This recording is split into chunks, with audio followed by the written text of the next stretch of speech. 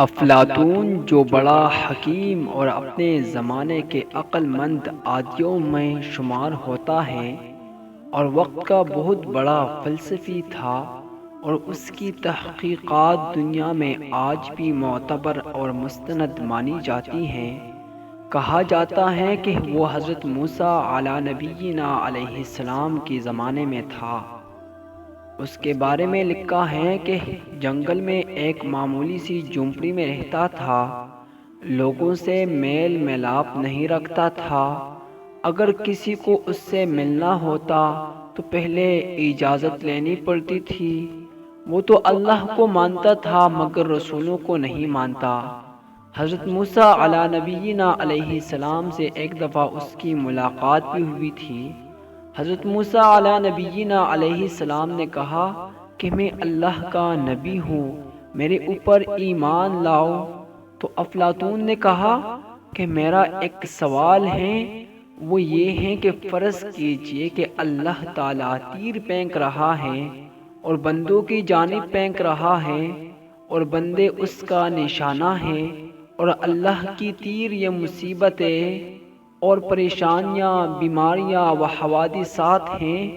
اگر بندے اللہ تعالیٰ کے ان تینوں سے بچنا چاہے تو کیا طریقہ ہے؟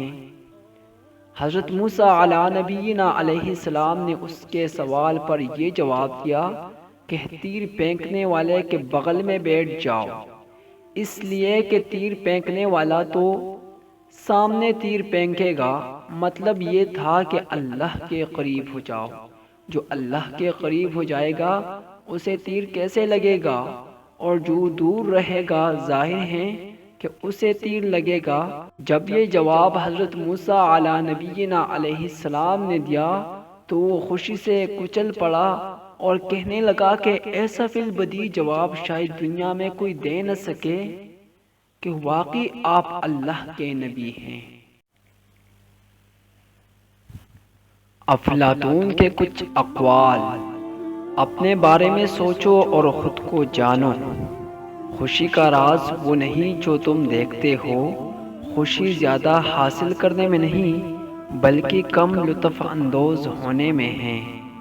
سب سے مہربانی سے ملو، کیونکہ ہر شخص اپنی زندگی میں کسی جنگ میں مصروف ہے۔ میں کسی کو کچھ بھی نہیں سکھا سکتا، میں صرف لوگوں کو سوچنے پر مجبور کرتا ہوں۔ اصل ذہانت اس بات کو سمجھنا ہے کہ ہم زندگی، دنیا اور اپنے آپ کے بارے میں بہت کم جانتے ہیں۔ بے قیمت انسان کھانے اور پینے کے لیے جیتے ہیں، قیمتی اور نایاب انسان جینے کے لیے کھاتے اور پیتے ہیں۔ علم کو دولت پر فوقیت دو، کیونکہ دولت عارضی ہے، علم دائمی ہے۔ سوال کو سمجھنا نصف جواب کے برابر ہے۔ اگر تم وہ حاصل نہ کر سکے جو تم چاہتے ہو تو تم تکلیف میں رہو گے۔ اگر تم وہ حاصل کرو جو تم نہیں چاہتے تو تم تکلیف میں رہو گے۔ حتیٰ کہ تم وہی حاصل کر لو جو تم چاہتے ہو تب بھی تم تکلیف میں رہو گے، کیونکہ تم اسے ہمیشہ اپنے پاس نہیں رکھ سکتے۔ تبدیلی فطرت کا قانون ہے، حیرت ذہانت کا آغاز ہے۔ تمہارا دماغ سب کچھ ہے، تم جو سوچتے ہو وہی بن جاتے ہو۔ میں اس وقت دنیا کا سب سے عقل مند آدمی ہوں کیونکہ میں جانتا ہوں کہ میں کچھ نہیں جانتا۔